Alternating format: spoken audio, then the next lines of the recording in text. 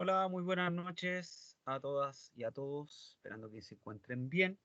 Vamos a dar comienzo a una nueva clase de servicios mina, ¿ya? Hace tiempo que no nos veíamos, chiquillos, en servicios mina, ¿ya? Porque por el feriado nos complicó un poco, ¿ya?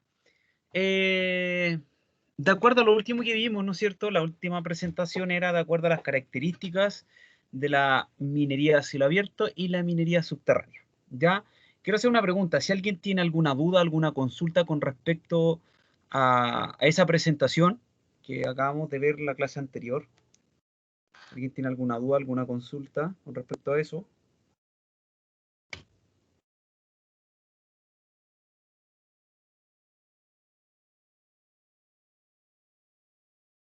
Ya. Sí, no, parece que no. Hola, profe, buenas tardes. Hola, ¿Cómo está? hola, ¿bien y usted?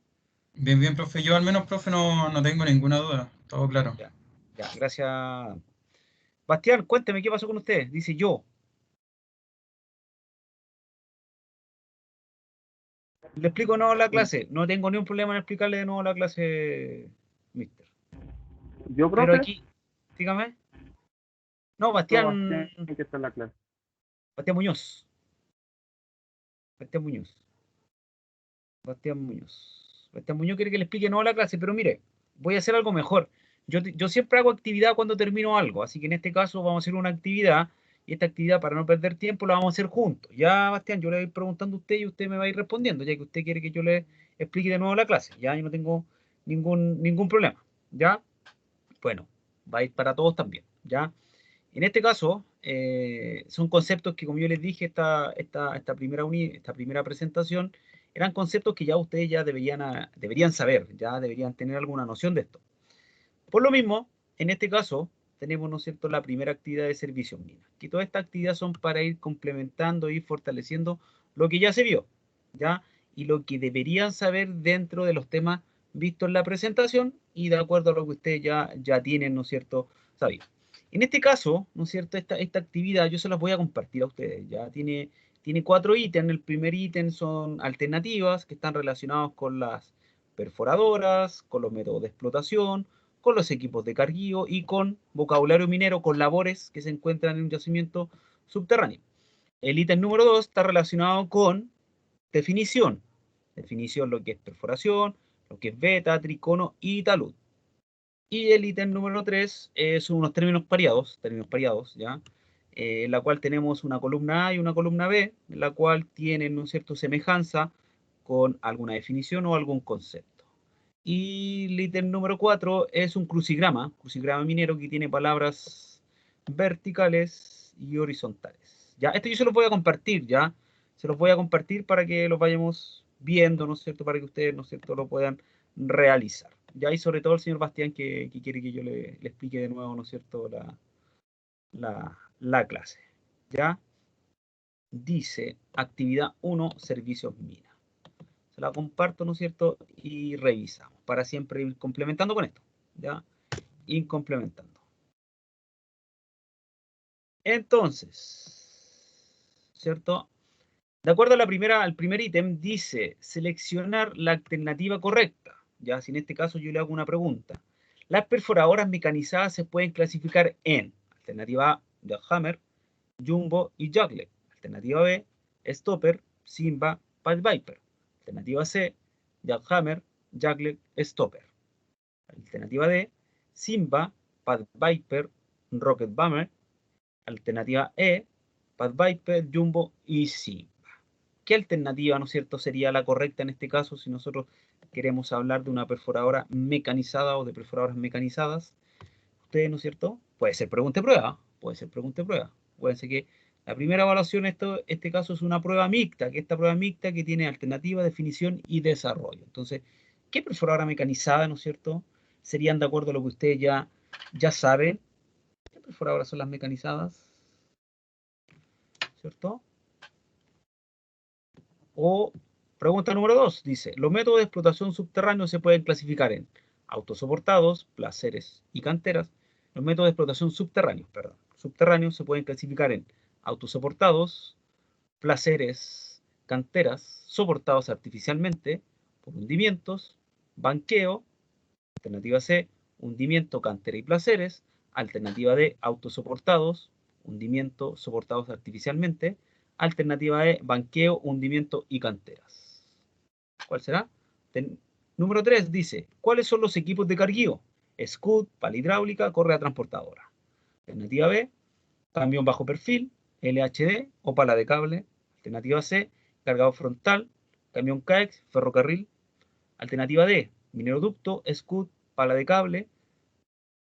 Alternativa E, pala de cable, cargador frontal, Scud. Pregunta número 4. Labores que se encuentran en un yacimiento subterráneo. Túnel, socavón, nivel, banco. Alternativa B, pique, chimenea, galería, boca de mina. Alternativa C, chiflón, rampa, berma, estocada. Alternativa D, banco, pique, subnivel y caserón. Alternativa E, talud, boca de mina, berma y rampa. Ítem número 2. Definir de manera clara y técnica los siguientes conceptos técnicos. Perforación rotativa, beta, triconos y talud. Ítem número 3 dice los términos pareados, ¿cierto? Colocar el número en el concepto correspondiente. Los contenidos de la columna A están relacionados con la columna B. Seleccionar el número de la columna A que corresponde a los términos de la columna B. Tenemos, número 1, factor que influye en la elección de un método de explotación. 2, paredes competentes y estables. 3, desventaja de minería subterránea. 4, camión de extracción. 5, cuerpo mineralizado. 6, fragmentación de material. 7, perforación rotopercutiva. 8, método de explotación. 9, perforadora mecanizada. 10, limpieza y evaluación de detritus. Columna B tenemos manto, CAEX, forma del cuerpo mineralizado, sublevel caving, simba, percusión, rotación y empuje, barrido, minería a cielo abierto, gasto en fortificación y tronadura. Ítem número 4, crucigrama. Leer las indicaciones de acuerdo a cada palabra en el horizontal y vertical. Las palabras horizontales son reducción secundaria, labor de acceso, herramienta de corte, método artificialmente soportado, unidad de explotación en minería a cielo abierto. Las verticales son 1, equipo de carguío, 2, material tronado, 3, explosivo industrial, 4, cuerpo mineralizado y 5, operación unitaria. ¿Ya? Se las dejo para que la vean, ¿no es cierto? Y la puedan realizar sin ningún problema. ¿Ya? Deberían hacerla sin ningún problema. ¿Ya? Y veo, ¿no es cierto?, la participación que tienen, ¿no es cierto? Vamos a seguir con la materia. Ya vamos a ver operaciones auxiliares y geología estructural. ¿Ya? Voy a compartir esa presentación para que la veamos.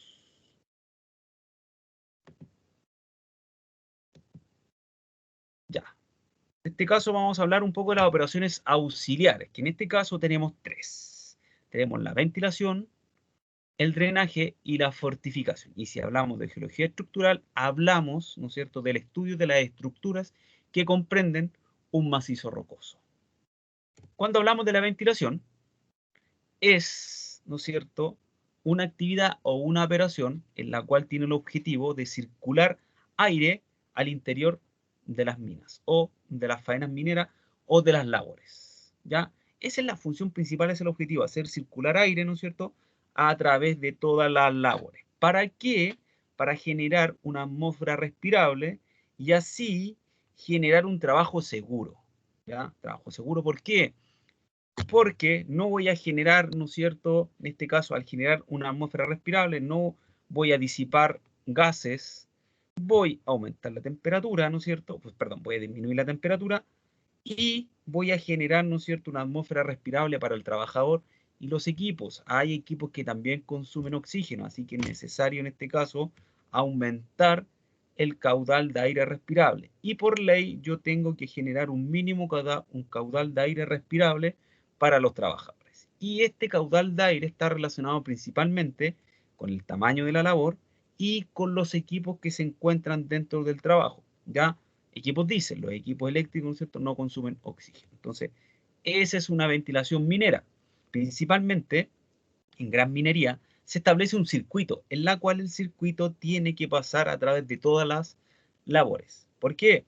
Porque en este caso, en una labor tiene que ser la misma temperatura y el mismo caudal de aire que en otra labor y así sucesivamente en todas las labores. Entonces, en este caso, se crea un circuito en la cual va circulando el aire a través de todas las labores. ¿Ya?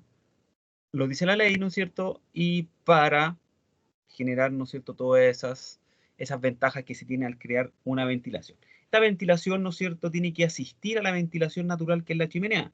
Como estamos hablando que estos grandes complejos, grandes yacimientos actuales, ¿no es cierto?, de grandes kilómetros de labores, necesitan una gran cantidad de aire, se agregan estos elementos artificiales para crear un circuito de aire que se le agrega a la chimenea. ¿Ya? En las labores que solo tienen un acceso, es necesario ventilar con una ayuda de una tubería. Y ahí tenemos, ¿no es cierto?, la tubería en la cual se inyecta aire, en la cual se coloca entre la entrada y la salida de la labor. Entre la entrada y el final de la labor. ¿Ya? Esa se conoce como una ventilación secundaria. En cambio, la que recorre todos los lugares de la mina se llama, ¿no es cierto?, ventilación principal. A ver, alguien me preguntó, dice, profe, ¿esta ventilación es para todo tipo de túnel o solo minería? Para todo, mister. Para todo, para todo. Tanto para obras civiles como para minería. ¿Ya? En este caso, lo único que va a cambiar van a cambiar los caudales de aire. ¿Ya? Porque si vemos para obras civiles, en este caso ocupan ventiladores axiales. ¿Ya? Pero en minería pueden ocupar ventiladores centrífugos, ya directamente. O también una manga con lo que uno diría que es la cual. Con lo que puede cambiar, ¿no es cierto?, es, en este caso, las secciones, el tamaño de la sección del túnel, la cual los metros cúbicos que yo necesito, ya metros cúbicos por minuto que yo necesito por cada persona. Entonces, para minería y para subterránea, para minería y obra civil es lo mismo. Lo único que va a cambiar puede cambiar el tipo de ventilación, si aspirante o soplante, los elementos que genera la ventilación, todo eso, ¿no es cierto?, puede ir cambiando, pero para las dos, porque la necesidad, ¿no es cierto?, tanto para minería a cielo abierto como para minería subterránea es generar una atmósfera respirable. ¿Ya? Como les decía, la tubería, ¿no es cierto?, que se coloca entre la entrada y la salida de la labor es una ventilación secundaria. En cambio, la que recorre todas las labores se conoce como una ventilación principal. ¿Ya? Y ahí tenemos algunos elementos, ¿no es cierto?, de ventilación. Ahí tenemos un tipo de ventilador axial. ¿Ya? La necesidad de ventilar es asegurar un mínimo contenido de oxígeno en la atmósfera de la mina, todas las labores, para permitir la respiración de las personas que trabajan en su interior. ¿Esto qué quiere decir, chiquillos? Que yo por ley tengo que hacer esto. Por ley yo tengo que ventilar en minería subterránea. También podemos darle, ¿no es cierto?, a la parte de obras civiles, pero por ley yo tengo que ventilar, en la cual se exige un mínimo caudal de aire respirable. ¿Ya? Cuando veamos la tercera unidad, que es la tercera unidad en labores, en servicios, en minería subterránea, vamos a calcular caudal. ¿Ya? Calcular caudal en la cual yo necesito para generar, ¿no es cierto?, esta ventilación en las labores. Otro de la necesidad para ventilar es para disipar los gases. Ya que sabemos que en el interior de una mina subterránea tenemos una gran cantidad de gases que principalmente se producen en la tronadura y la combustión interna de los equipos. Estos gases pueden ser tóxicos, asfixiantes y o explosivos. ¿Ya? Es necesario diluirlos por debajo de los niveles establecidos en cada país. Si vemos, ¿no es cierto?, la cantidad de gases, y si le agregamos ventilación, va a ir bajando, ¿no es cierto?, esta calidad de aire, en la cual tiene que ir acercándose directamente a los metros cúbicos que se exige por ley. Otra de las necesidades de ventilar es que al aumentar la profundidad en los yacimientos subterráneos, va a aumentar la temperatura.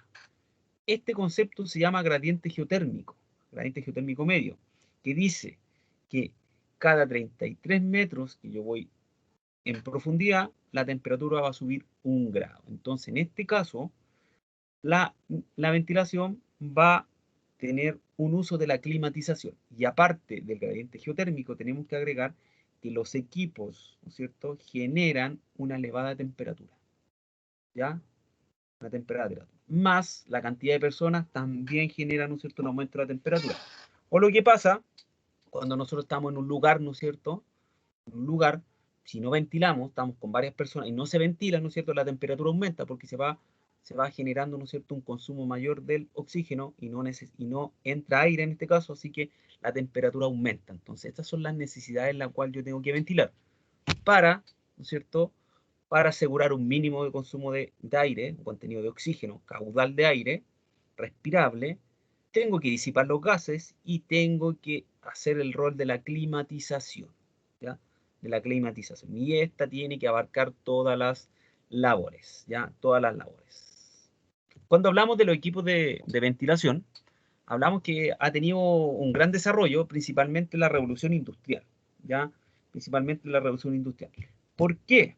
Porque principalmente la forma antes de tener aire en minería subterránea era inyectar aire, principalmente, inyectar aire desde afuera hacia adentro. O también, ¿no es cierto?, ha tenido un gran desarrollo, principalmente los ventiladores. Los ventiladores, ¿no es cierto?, son los equipos mecanizados, y en este caso los primeros fueron los equipos centrífugos, que eran de gran diámetro y una velocidad lenta, ¿ya? Entonces generaba, ¿no es cierto?, tenía que generar una mayor cantidad de energía, ¿no es cierto?, consumir una gran cantidad de energía, lo que es el ruido también, ¿no es cierto?, mucho ruido dentro de la labor, ¿no es cierto?, y el inyectar aire, el caudal de aire necesario era más lento, ¿ya? Pero gracias al nacimiento de la aviación y el avance de la aerodinámica, ¿no es cierto?, aparecieron los ventiladores axiales, que tienen, ¿no es cierto?, muy parecido a lo que son, ¿no es cierto?, aparte de la aviación, la parte, ¿no es cierto?, de los aviones, ¿no es cierto?, que ha tenido grandes resultados, o mejores resultados, ¿no es cierto?, que los centrífugos. Pero los centrífugos han ido mejorando con el avance de la tecnología, ¿no es cierto?, por lo cual han ido recuperando vigencia, ¿ya? Son distintos unos a los otros. Y aquí tenemos algunos equipos de ventilación que funcionan, ¿no es cierto?, como bomba de aire, en la cual crean diferencias de presión, que son los ventiladores. Tenemos, ¿no es cierto?, que funcionan como ventiladores de alta presión, que son los compresores. Y tenemos inyectores jet fan, que utilizan la energía del movimiento, la energía cinética del aire, para ingresar este mismo, ¿ya? Direccionando de un chorro de aire comprimido hacia la entrada ciega de la labor. Entonces, todos tenemos los equipos de ventilación. Dentro de los ventiladores más ocupados en minería y en obras civiles, tenemos dos. Tenemos el radial y el centrífugo, que en este caso tienen los siguientes usos. El uso, ¿no es cierto?, de ventiladores principales, reforzadores y auxiliares. Aquí en este caso, los tipos de ventiladores van a depender de la cantidad de aire que yo necesito. Ya, si yo necesito tanto y solamente con un ventilador axial o centrífugo va a ser el ventilador principal. Si en este caso yo necesito reforzar esta ventilación, tan como los reforzadores, y en algunos sectores en la cual este circuito no alcanza a llegar hasta labor, ¿no es cierto?, pueden ser ocupados como auxiliares para poder alcanzar el caudal de aire necesario que me permite la ley, o que me exige la ley en este caso. Aquí tenemos los axiales. Los axiales, ¿no es cierto?, el aire pasa a través del ventilador, ¿no es cierto?, y se asemeja al principio de un tornillo y una tuerca. Son aquellos en los cuales el flujo de aire sigue en dirección del eje del mismo. Si nosotros vemos, ¿no es cierto?, lo hemos visto en algún lado, a lo mejor en un túnel, ¿no es cierto?, de obras civiles, ¿no es cierto?, son los axiales, o ¿no es cierto?, los ventiladores, ¿no es cierto?, que nosotros nos encontramos en las casas. ¿Ya? Entonces, en este caso, mientras más separadas o más juntas tenemos la aspa, va a ser la cantidad de aire que yo voy a inyectar al lugar, ¿ya? Entra por el mismo lugar y sale por el mismo lugar, ¿no es cierto?, el aire, ¿ya? Eso no es ningún problema. En cambio, el radial o el centrífugo, el aire abandona el impulsor en dirección perpendicular respecto al eje del impulsor. Son aquellos en los cuales el flujo de aire cambia su dirección. Entra por un lugar y sale por el otro, ¿ya? ¿Qué diferencias tienen? El tamaño, el precio, ¿no es cierto?, la cantidad de energía y en algunos casos, ¿no es cierto?, el nivel de ruidos. Nivel de ruido, ¿no es cierto?, que puedan alcanzar. Los tipos de ventilación. Los tipos de ventilación que podemos encontrar en minería y principalmente, ya que en este caso es un circuito, en obra civil a lo mejor puede ser solamente un túnel, no hay tanto circuito, puede ser la soplante y la aspirante, ¿ya? La soplante, el ventilador impulsa al interior de la mina o de la tubería, impulsa el aire, ¿no es cierto? Sopla, ¿no es cierto?, en este caso el aire al interior del yacimiento o de la tubería. En cambio, la aspirante, ¿no es cierto? El ventilador succiona el aire, ¿cierto? Al interior de la mina o la tubería y los pulsa al exterior. Se pueden combinar, pues en algunos sectores puede ser la aspirante y en otros sectores, ¿no es cierto?, la soplante. Va a depender, ¿no es cierto?, de los circuitos o de los tipos de ventilación. Se dice que en Europa lo más habitual es que se ocupe la ventilación principal sea aspirante, ya que el aire limpio entra por una o varias entradas de la mina y el aire viciado recorre toda la mina, ¿no es cierto?, al ser aspirado por el ventilador principal. ¿Ya? Entonces, eso es lo que se ocupa, ¿no es cierto?, en Europa. Se ocupa la aspirante. Tenemos, ¿no es cierto?, algunos circuitos, ¿no es cierto?, en la cual si podemos encontrar esta imagen fuera de la mina es porque tenemos, ¿no es cierto?, ahí se encuentran las tuberías, ¿no es cierto?, la cual puede absorber el aire, ¿no es cierto?, a través de la tubería y lo puede inyectar hacia afuera el aire viciado. O podemos ingresar, ¿no es cierto?, soplar aire a través de las labores. Y ahí en este caso recorre todas las labores del yacimiento. Drenaje. Si nosotros hablamos del drenaje, principalmente se nos viene a la cabeza cuando hablamos del agua. Y principalmente, todo el mundo piensa, ¿no es cierto? Y hasta uno a veces piensa después, ¿no es cierto?, de poder investigar, tiene este concepto. Que habla que la minería es una gran actividad industrial consumidora del agua. Pero en este caso la minería no consume tanta agua. Lo que consume agua es la metalurgia, ¿ya? La metalurgia consume agua, pero está dentro del negocio minero y por eso se dice que la minería ocupa mucha agua, ¿ya? En este caso no es así. Pero, en este caso, si el problema es el inverso, si yo me encuentro con grandes cantidades de agua que no van a ser deseables porque me van a interrumpir la explotación, ¿no es cierto?, es un problema. ¿Qué es lo que yo hago con esta agua? Principalmente, si yo quiero seguir con la explotación o quiero avanzar o quiero explotar este lugar, tengo que sacar esta agua, drenarla, ¿cierto? Sacar esta agua, drenarla, ¿cierto? Entonces, es importante, ¿no es cierto? Es importante, ¿no es cierto?, eliminarla, ¿cierto?, o sacarla. Pero esta eliminación o sacar el agua tiene que causar el mínimo daño hacia el exterior. ¿Por qué? Porque estamos hablando no de un agua limpia, estamos hablando de aguas ácidas, aguas pesadas que tienen minerales pesados, que el consumo humano no es recomendable. Si yo la limpio o la filtro, es algo caro. Entonces, ¿no es cierto? En este caso, lo importante es sacar esta agua, ¿ya? O en algunos casos, ¿no es cierto?, la cual se hacen estudios, se sabe en qué nivel o en qué lugar se encuentra esta agua.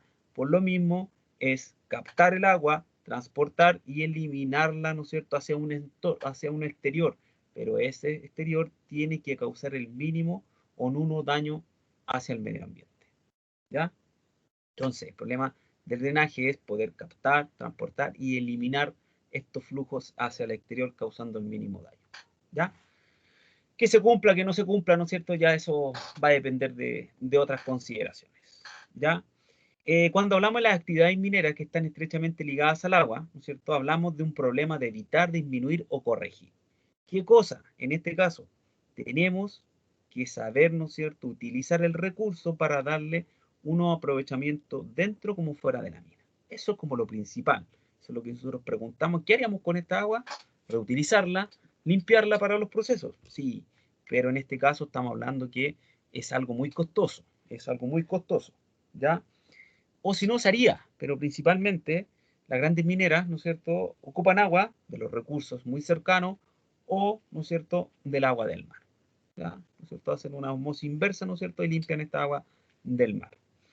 O, en este caso, hay actividades que están relacionadas directamente con el agua, o sea, todas las labores o todo lo que yo esté para producir me voy a encontrar con agua, ¿cierto? Siempre me voy a encontrar con agua, principalmente en minería subterránea, y si hablamos por algunos antecedentes o factores climatológicos, puede afectar en minería cielo abierto. Por eso es importante, ¿no es cierto?, realizar estudios, ya estudios hidrológicos e hidrogeológicos, ¿no es cierto?, que me detallan, ¿no es cierto?, qué tipo de agua es, con el fin de poder gestionar de forma racional el agua. O sea, poder tomarla y darle un buen uso a este a esta agua que se va a encontrar dentro, ¿no es cierto?, de la explotación. Por eso que cuando yo me encuentro con esta agua, ¿no es cierto?, por X circunstancias, ¿no es cierto?, tengo que hacer un estudio, medir en este caso como está ahí midiendo este viejito. O antes ya se sabe, ¿no es cierto?, cuál es el tipo de agua en la cual yo me voy a encontrar, ¿ya? Siempre tengo que ir un paso adelante, porque si voy un paso atrás, ¿no es cierto?, voy a ir jugando con los tiempos y a veces me van a costar más de lo que yo voy a gastar, ¿ya? Cuando hablamos de la realización de estos estudios hidrogeológicos, me van a permitir principalmente gestionar de manera correcta la presencia del agua. ¿Por qué? Porque el agua influye en la estabilidad de las labores, de los taludes y de las grietas. En definitiva, me van a generar, ¿no es cierto?, un problema en la seguridad geotécnica de la explotación. O sea, el agua que esté presente en las labores me va a generar, ¿no es cierto?, una inestabilidad de estas mismas, de labores, mineras, taludes y grietas. Porque el agua, ¿no es cierto?, es un lubricante de estas aguas, perdón, de las rocas, ¿ya? Me genera, ¿no es cierto?, una inestabilidad. El agua dentro de la planificación y dentro de las operaciones minas, ¿no es cierto?, también me va a causar, ¿no es cierto?, muchos problemas, teniendo en cuenta que el uso del agua y de las necesidades dentro de la mina son muy diversos, ¿ya? Eso es importante. Dentro de la planificación hay que tenerla en cuenta y saberla, ¿no es cierto?, manejar. El agua y el medio ambiente, abordando tanto los problemas asociados a las operaciones mineras en sí, como los derivados del futuro abandono de esta. O sea, también, ¿no es cierto?, en este caso, es manejar cuando yo estoy en la etapa de cierre, también manejar esta agua. Ya, no dejarla ahí porque puedo causar, ¿no es cierto?, un daño, ¿no es cierto?, en alguna, que ese, ¿no es cierto?, si yo dejo abandonado esto, si alguien se quiere acercar, pueden sufrir algún problema, ¿no es cierto? Esta agua en presencia, ¿no es cierto?, de las labores también me puede generar una inestabilidad, así que en este caso es importante manejar, ¿no es cierto?, cuando yo hago abandono de la actividad, principalmente en el cierre de minas.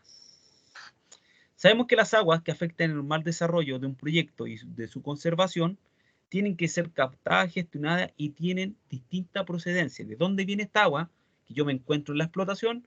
Pueden ser aguas pluviales que precipitan directamente en la excavación, aguas lluvias, aguas subterráneas que se filtran en forma de manantial al profundizar la excavación, depósitos de agua, o aguas superficiales que entran en la excavación a través de las grietas, ¿no es cierto?, de las mismas labores que son generadas en la explotación. Entonces, ahí podemos saber, ¿no es cierto?, dónde podemos encontrar estas aguas.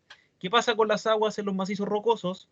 Lo que hablábamos, me reduce la estabilidad de taludes, tanto en excavación como en terraplenes, ya sean roca o suelo. Me reduce los rendimientos, tanto de carga y de transporte, ya que al circular los equipos por pisos embarrados, van a generar una mayor formación de bache, la cual va a disminuir, ¿no es cierto?, los tiempos, va a disminuir los ciclos. Va a incrementar los costos, directamente asociada a la abrasividad del barro, a la corrosión de la humedad y el efecto sobre los equipos eléctricos, ¿no es cierto? Aparte, me va a generar, ¿no es cierto?, una mayor probabilidad que se generen cortes de los neumáticos con la roca. Me van a incrementar los costos de la tronadura al obligarme a comprar un explosivo con mayor resistencia al agua. Va a aumentar el peso específico de los materiales, variación de sus propiedades, generación de las aguas ácidas, producidas principalmente en minas de carbón y sulfuros metálicos. B va a deteriorar las labores subterráneas, todas, ¿ya? Túneles, galerías, piques, chimeneas, etc. Y va a aumentar el riesgo de la siniestridad. Entonces, la presencia del agua, ¿no es cierto?, me genera problemas. Sí, es bueno, la puedo captar y la puedo reutilizar, ¿no es cierto? Eso sería lo genial. Pero estamos hablando de que esto me va a costar mayor costo, ¿ya? Entonces, y estos son todos los problemas, ¿no es cierto?, que puede causar el agua dentro de los macizos rocosos. ¿Cuáles son las soluciones? Si vemos esta imagen, ¿no es cierto?, en la cual se terminó la explotación en este pit, ¿qué es lo que se hace? Se bombea el agua, ¿no es cierto?, se drena y se bombea hacia el pit final, ¿cierto? Es un manejo limpio de esta agua. O en minería subterránea. Sí, puedo bombear el agua, pero principalmente siempre va a estar inundándose las labores o voy a estar en presencia de estos fluidos en la explotación. Hay yacimientos, ¿no es cierto?, más pequeños que pueden trabajar de lunes a viernes, sábado y domingo es para sacar el agua principalmente. Hay niveles que se inundan, ¿no es cierto?, a través, ¿no es cierto?, de los días. O hay niveles, ¿no es cierto?, niveles que se dejan se dejan porque han sido inundados totalmente. Entonces, el drenaje de una u otra forma hay que manejarlo. La fortificación. La fortificación es una operación auxiliar que me permite fortalecer, ¿no es cierto? Fortalecer la roca. ¿Por qué fortalecer la roca? Porque en dos operaciones unitarias, la roca puede perder la capacidad de soporte, ¿ya? De acuerdo a la perforación y la tronadura, porque la perforación y la tronadura es una liberación de energía para fragmentar la roca de una u otra manera. La perforación para generar esta cavidad llamada barrenos, pozos o tiros, y la tronadura para fragmentar roca. Entonces, la roca en sí va perdiendo su capacidad de soporte. Y en este caso, cuando a través de estudios la capacidad de la roca es bien inestable, genera inestabilidad, yo tengo que fortalecerla. La única forma de fortalecer esta roca es a través de la fortificación, ¿ya? A través de la fortificación. La fortificación es ingresar o agregar elementos, ¿no es cierto?, externos o directamente de la misma roca para aumentar la estabilidad de esta, dando, ¿no es cierto?, un mayor soporte. Cuando hablamos de labores temporales y labores permanentes, ¿no es cierto?, se habla de un tipo de fortificación y otra. Pero en este caso, vamos a unificar todo, actualmente se unifica todo como labores permanentes, la cual tienen que durar la misma vida útil del proyecto o de la vida útil del yacimiento.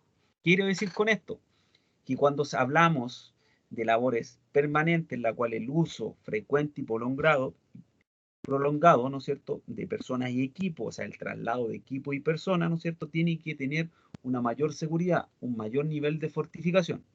Pero también, ¿cierto?, se hablaba antiguamente que las labores, la cual son el efecto contrario, que no tienen un tráfico o un uso, ¿no es cierto?, prolongado, o sea, es temporal o esporádico, ¿no es cierto?, las exigencias son menores. Ahora, con la legislación nueva, ¿no es cierto?, todos los lugares tienen que ser fortificados por ley. Solamente van a quedar sin fortificación los lugares que a través de estudios se diga que la roca es autosoportada. Entonces ahora todos los lugares tienen que tener un alto estándar de seguridad de fortificación. Pero en este caso, ¿no es cierto?, teníamos que hacer un estudio. ¿Ya? Teníamos que hacer estudio. Se dice que la presión que se genera en una labor subterránea, mientras mayor sea la profundidad, mayor va a ser esta. ¿Ya?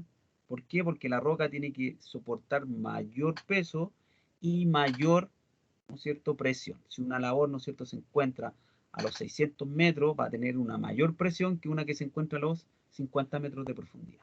¿Cierto? Eso lo sabemos, ¿ya? Principalmente. Y eso va asociado a que necesita mayor resistencia, o sea, necesita elementos de fortificación más extremos, ¿ya? Y aquí, ¿no es cierto?, para este tipo, ¿no es cierto?, labores profundas, abarcan todo lo que es la presión, ¿no es cierto?, el peso de la roca, etc.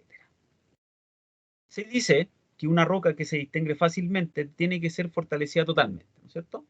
En cambio, una roca con una alta cohesión, ¿ya?, con una alta unión de las partículas internas de la roca, requiere una dureza o requiere una fortificación, ¿no es cierto?, media o poca fortificación, porque tiene, entre comillas, tiene propiedades buenas. Pero una roca cohesionada de una alta dureza, ¿no es cierto?, la cual concentra grandes esfuerzos, va a ocasionar unos eventos, ¿ya?, relacionados con los estallidos de roca. Quiero decir esto, que si se juntan los factores de la presión, altos niveles de esfuerzo, ¿cierto?, y una roca altamente cohesionada, pueden generar, ¿no es cierto?, estas liberaciones de energía que se llaman estallidos de roca, y ahí en este caso entra lo que es la fortificación extrema. Eso es lo que está pasando actualmente con los yacimientos que se encuentran a una mayor profundidad, ya directamente por la demanda y por las labores que se encuentran. Ahora las labores, ¿no es cierto?, son grandes en comparación a antes, porque la cantidad o la necesidad de extraer mineral va de acuerdo al tamaño de las labores. Entonces, si se juntan esos factores, se pueden generar estos estallidos de roca, porque la roca está tan cohesionada, está mediante grandes esfuerzos, que en cualquier liberación de energía, en cualquier espacio que encuentre, ella se va a liberar, principalmente. Principalmente estos estallidos de roca sean en las paredes y en el techo. ¿Ya? Lo mínimo que puede causar, ¿no es cierto?, es sorderas temporales hasta fatales, hasta desprendimientos de rocas. Entonces, porque son pequeñas explosiones de roca que se desencadenan, ¿no es cierto?, en las frentes de trabajo, tanto en las cajas como en las coronas en este caso. Entonces, en este caso, se requiere una fortificación extrema en este caso, cuando tenemos este tipo de fortificación, este tipo de labores. ¿Cuáles son los materiales comúnmente usados para reforzar las labores subterráneas? Son los pernos, mallas de acero, cables, marcos de acero, hormigón armado, vigas de madera, lechada de hormigón proyectado o chople. Estos son los tipos de elementos. Aquí vamos a hablar un poco de las clases de terrenos. Tenemos 3 tipos de clases de terreno, en la cual la roca es buena, ya es competente, ya al realizar la perforación y la tronadura, se deben hacer, ¿no es cierto?, arcos o bóvedas de seguridad en el techo de cada labor. Cuando tenemos clases fracturadas, ¿no es cierto?, requiere sostenimiento o fortalecimiento. Aquí hablamos de la fortificación, hablamos de 2 conceptos, que es el sostenimiento y el fortalecimiento. ¿Ya? Sostener y fortalecer, que están dentro de la fortificación. Cuando hablamos de un terreno alterado, necesita un fuerte sostenimiento y fortalecimiento. ¿Ya? Cuando lo vemos más adelante, ahí van a combinar 2 tipos de elementos de la fortificación. También podemos tener fortalecimiento en labores naturales, en la cual la calidad de la roca es competente. La misma roca sirve como para fortalecer el mismo macizo rocoso, la misma labor. Por ejemplo, cuando hablamos del método Ruan-Pilar, el método Ruan-Pilar que es autosoportado, los pilares son de roca. ¿Por qué? Porque la misma calidad de la roca puede soportar, ¿cierto? Puede soportar lo que es el peso de toda la labor. Eso en este caso es un fortalecimiento o una fortificación natural. Pero cuando es artificial, yo tengo que agregar un elemento para poder darle estabilidad a esta labor. Y aquí entran esos elementos, ¿no es cierto?, que nosotros nombramos antiguamente. ¿Ya? Anteriormente. ¿Ya? Podemos tener, ¿no es cierto?, artificial, artificial, artificial, y aquí tenemos natural, pero igual aquí, ¿no es cierto?, se le agregaron mallas, ¿no es cierto?, para complementar esto. Entonces aquí tenemos unas clases de terrenos o fortalecimiento natural y artificial. Natural porque tenemos los pilares y artificial porque tenemos las mallas. Y son totalmente artificial, artificial y artificial. Profe, esa es la segunda que dijo. ¿Por qué tiene galería ahí? ¿A dónde tiene galería? ¿Aquí? ¿Sí? ¿Son como tipo de galería? Sí, pues mister, son galerías y son caserones esto. Ah, son caserones. Ah, ya. Es un Ok. caserón. Este en este caso, o puede ser una estocada, puede ser una estocada Mm. también. Puede ser una estocada. Pero este es un Ruan Pilar porque tenemos pilares de roca. Pilares de roca. Y los tipos de fortalecimiento, hablamos de un apoyo activo, ya que es el refuerzo que debe tener la roca, que son parte integral de la masa rocosa. O sea, yo este elemento que voy a agregar va a formar parte del macizo rocoso. ¿Ya? Se coloca en el interior del macizo rocoso. En cambio, este apoyo pasivo, ¿no es cierto?, es donde los sostenimientos son externos a la roca. Depende de los movimientos que tiene la roca. O los vamos a clasificar en fortificación y en sostenimiento, o una fortificación activa y una fortificación pasiva. Cuando le hablan de sostenimiento, ustedes tienen que saber que estos elementos me van a sostener la masa rocosa. En cambio, el fortalecimiento me van a fortalecer la masa rocosa. Van a formar parte del macizo rocoso, el activo y el fortalecimiento, y van a ser externo a la roca el sostenimiento y el apoyo pasivo.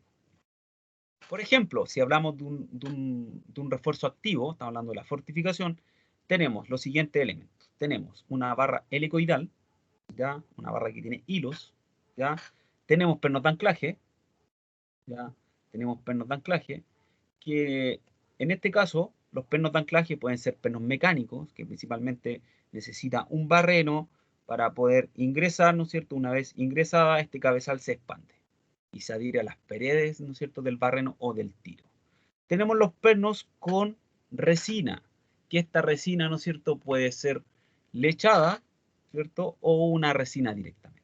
Es un perno helicoidal, ¿no es cierto?, que se le agrega un aditivo o un un catalizador, ¿no es cierto?, que en este caso me genera, ¿no es cierto?, que se adhiera a las paredes del barreno. Tenemos los Solex, los Splixer, que son de fricción, ¿ya? Los Solex, ¿no es cierto? Los Solex, a este tipo de perno se le inyecta agua, ¿ya? Un perno que tiene un diámetro menor al del barreno, se le inyecta agua y se va a expandir y se va a generar una fricción en las paredes del barreno. El Splixer es un perno que tiene un diámetro mayor al del barreno, o al del tiro, ¿no es cierto? Y a través de percusión, ¿no es cierto?, se va ingresando, a través de golpes, va ingresando y se va generando la fricción en las paredes. Y el último, de los tipos de refuerzo activo, fortificación, hablamos de los pernos cables, que son cables doble o triple, que son trenzados, y se le agregan, ¿no es cierto?, un tipo de resina para que se adhiera al macizo rocoso. La diferencia que tiene que los cables se pueden aplicar en bloques de roca más grandes que los pernos, ya 4, 5, 6 metros, puede abarcar distancia. En cambio, los pernos sí puede abarcar 2 o 3 metros, pero a mayor longitud, ¿no es cierto?, se tienden a desviar los barrenos, sobre todo si son ingresados con percusión o fricción, como los Solex y los Splixer. ¿Qué diferencia tienen, ¿no es cierto?, o por qué hablamos de una fortificación activa que forma parte del macizo rocoso? Porque este perno se inyecta al macizo rocoso. Va a fortalecer al macizo rocoso o al lugar en la cual yo voy a fortalecer. Siempre se colocan perpendicular a la labor, ¿cierto? Perpendicular a la labor. Si tenemos una labor así, son perpendiculares, ¿cierto? Perpendiculares. Se pueden calcular el espaciamiento, se pueden calcular el largo de los pernos, de acuerdo a que tenemos hartos pernos, ¿no es cierto? Yo lo elijo. ¿Cuáles son los factores para elegir los pernos? Principalmente los costos. Y los usos, unos son más permanentes, otros son más temporales. Unos duran más, unos duran menos. Unos valen más barato, otros valen más caro. Así que tenemos varias formas de elegir los pernos adecuados. Cuando hablamos del sostenimiento, porque esto me sostiene en la parte de afuera del macizo rocoso, ¿no es cierto? Hablamos de las mallas, que pueden ser, ¿no es cierto?, soldadas, galvanizadas, ¿no es cierto?, o trenzadas. Podemos tener las cimbras, ya, que tenemos aquí, ¿no es cierto?, o cerchas metálicas, que algunas se adecúan a la geometría de la labor en el techo, o en algunos casos, ¿no es cierto?, se colocan en las paredes, en este caso en el contorno. Tenemos las cintas metálicas que van a unir lugares en los cuales de mala calidad, se colocan principalmente para unir lugares fracturados o lugares alterados en este caso. Tenemos el choclet, que es hormigón proyectado, que es árido, cemento y agua, ya que se proyecta, y tenemos cuadros de madera o vigas de madera, ¿ya? Y ahí tenemos los elementos de sostenimiento que son posterior a la masa rocosa. Lo bueno que tienen estos sistemas de sostenimiento y de fortificación, que se pueden combinar. Yo puedo combinar la fortificación con el sostenimiento, puedo combinar pernos con malla y con choclet, ¿cierto? Se pueden combinar. ¿Cuál es la función? Darle estabilidad al macizo rocoso, ¿cierto? Darle estabilidad al macizo rocoso. Aquí tenemos los pernos anclajes que se pueden ingresar de forma manual o mecanizada. Solamente necesito un barreno para que se ingrese, ¿no es cierto?, el perno. Y aquí tenemos una barra helicoidal que tiene estos hilos, ¿cierto?, que se van inyectando. O inyectando, ¿no es cierto?, o instalando. Y aquí tenemos la planchuela, que va a depender, ¿no es cierto? En este caso, la planchuela me avisa cuando el perno ya no está generando su funcionamiento. Si cambia la forma de la planchuela, hay que cambiarla. Estas pueden ser rectangulares, triangular y circular. El tamaño de los pernos puede ir de centímetros, ¿no es cierto?, a metros. Mallas de acero, ¿cierto?, se inyectan, se adecúan externamente al contorno de la labor, ¿ya? En este caso, las galvanizadas, ¿no es cierto?, se pueden adecuar, son más flexibles. Perdón, las trenzadas son más flexibles, ya las soldadas, en este caso, son más rígidas, así que tienen distinto uso. Estas, ¿no es cierto?, las galvanizadas son más flexibles, se adecuan a todo el contorno de la labor, y su función es sostener, sostiene, ¿no es cierto?, en este caso las labores, y aquí en este caso están combinadas con los pernos. Entonces, se pueden combinar estos elementos. Los arcos de acero, ya los arcos de acero pueden adecuarse a cualquier diseño de la labor, ¿ya? A cualquier diseño de la labor, tiene una mayor duración, no son afectados, ¿no es cierto?, si son galvanizados. pueden ser afectados, no son afectados por la humedad, por la corrosión, no son afectados por parásitos o termitas en este caso, pueden afectar, ¿no es cierto?, a las vigas de madera, ¿cierto? La humedad también afecta a las vigas de madera, pero la viga de la madera, la ventaja que tiene con las marcas de acero, la viga de madera es más elástica, ¿no es cierto?, flexible, cuando ya va a fallar empieza a crujir, ¿no es cierto?, a sonar. En cambio, los arcos de acero, cuando se quiere quebrar o algo así, no avisa, solamente, ¿no es cierto?, se fractura. Y tenemos el chocret, que es hormigón proyectado a alta presión, ¿cierto?, que en este caso puede ser sellador de grietas, o puede ser, ¿no es cierto?, en este caso me va a generar un anillo. Cuando me genera el anillo de protección, ¿no es cierto?, se encuentra en todo el contorno de la labor, tanto paredes como techo, tanto cajas como corona. Obras civiles y minería. Estos elementos de fortificación pueden ser aplicados en minería o en obras civiles. ¿Ya? Y aquí tenemos también para obras civiles, taludes de obras civiles, ¿cierto? Y también van combinados con mallas y con pernos. Entonces estos elementos pueden ser combinados con mallas o con pernos. Geología estructural. Cuando hablamos de la geología estructural, es la rama de la geología que se dedica a estudiar la corteza terrestre, sus estructuras y la relación de las rocas que las forman. Interpreta y entiende la arquitectura de la corteza terrestre y su relación espacial, determinando las deformaciones que presenta la geometría y la subsuperficial de las estructuras rocosas. Es importante estudiar las estructuras porque la estructura me va a cambiar el comportamiento mecánico del macizo rocoso. Todo macizo rocoso tiene estructuras. ¿Por qué? Porque el macizo rocoso en su definición o su componente es un conjunto de rocas, conjunto de estructuras y agua. Ya esta agua puede ser directamente o se puede agregar a través de lluvia, a través de nieve, ¿ya? Pero sí, las estructuras siempre van a estar en los macizos rocosos, de una o de otra manera. Para definir bien las estructuras, hablamos que en este caso son planos de debilidad, son grietas, son fracturas que se generan en el macizo rocoso. Entonces, si nosotros vemos un macizo rocoso, ¿cierto?, que genera grietas, aberturas o líneas, en este caso, estamos en presencia de estructuras, ¿ya? Estructuras o discontinuidades, que tenemos varios tipos. El primer tipo, la más conocida, tenemos las fallas, que son fracturas que separan bloques con movimiento relativo entre ellos. O sea, hay movimientos de los bloques en la cual se encuentran estas estructuras. Tenemos la falla normal, las fallas inversa, la falla horizontal, y aquí tenemos una falla, ¿no es cierto?, en la cual sufrió algún movimiento, y estos movimientos generan, ¿no es cierto?, actividad sísmica. Un bloque se movió con respecto al otro, de forma normal, de forma inversa o de forma horizontal, ¿ya? Las fallas tienen movimiento. En cambio, las diaclasas no tienen movimiento, son fracturas no visibles a simple vista, ¿ya? A diferencia de las fallas, que no existe desplazamiento en los cuerpos o bloques, aquí no hay desplazamiento. Entonces, para distinguir una de la otra, las fallas tienen movimiento, las diaclasas no tienen movimiento. Los pliegues son estructuras de deformación producto generalmente de esfuerzos compresivos. O sea, estas formas, ¿no es cierto?, onduladas, es a través de los esfuerzos compresivos que fueron comprimiendo esto, dando origen a esta curvatura, ¿ya?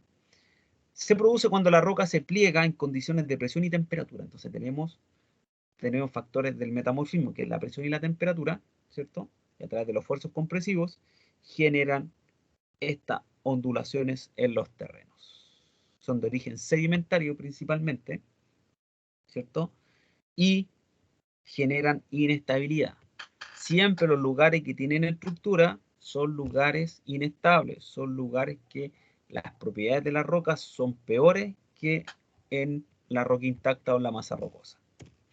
Las foliaciones se producen a presiones elevadas y temperaturas. ¿Qué se producen? Lineamientos en los planos de los minerales. En vez de los minerales que se van a formar, ¿no es cierto?, más consolidados, en este caso, por la presión y la temperatura, se generan de forma de líneas.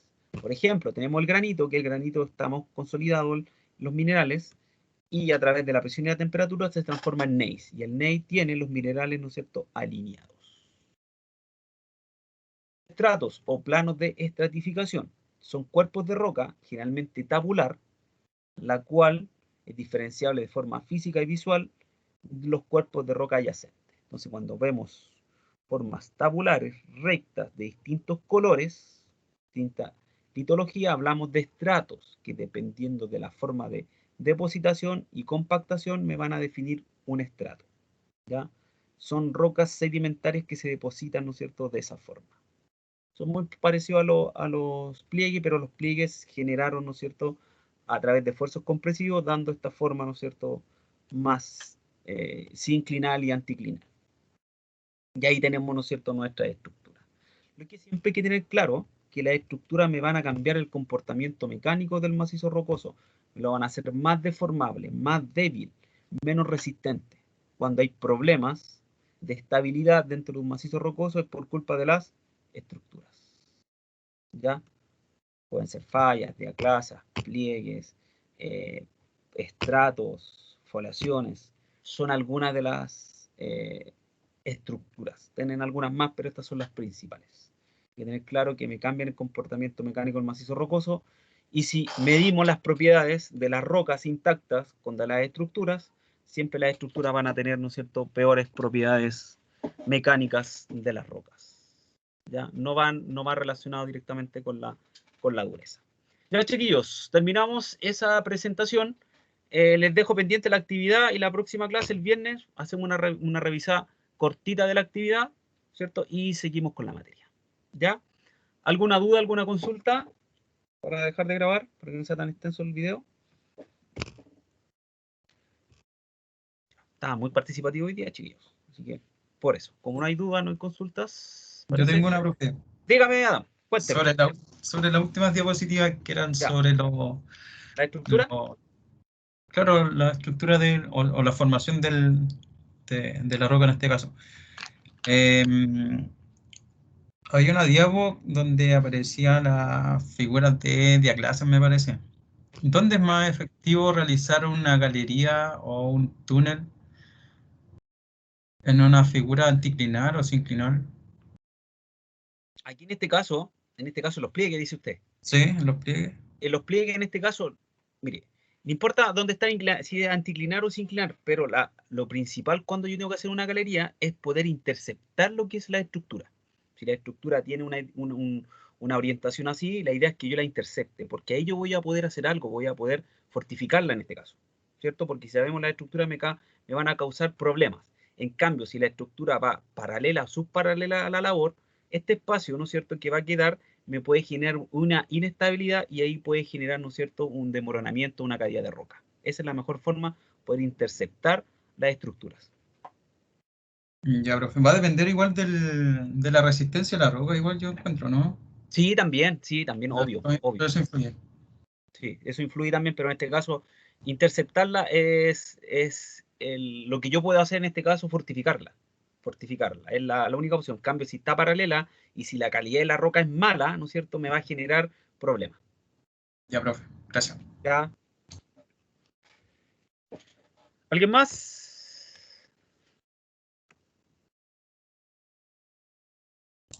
El Bastián creo que tenía muchas dudas, dijo. Sí, el Bastián, sí, pero el Bastián parece de la Sí, clase anterior. Yo creo que él yo creo que va a tener lista la actividad, ¿no es cierto? Yo creo. Chiquillos, no es obligación que la hagan, pero sí les va a servir, ¿no es cierto?, para ir estudiando para la evaluación. Ya, chiquillos, muy buenas noches. Chiquillas también, muy buenas noches, que se encuentren bien. Y nos estaríamos viendo el próximo día viernes en Servicio Mina. Vamos a continuar, ¿no es cierto?, con las presentaciones. Pero antes vamos a revisar, ¿no es cierto?, la actividad. Que estén muy bien, muy buenas noches, descansen y se cuidan. Cuídese. Ya, igualmente. Chao, profe. Hasta luego.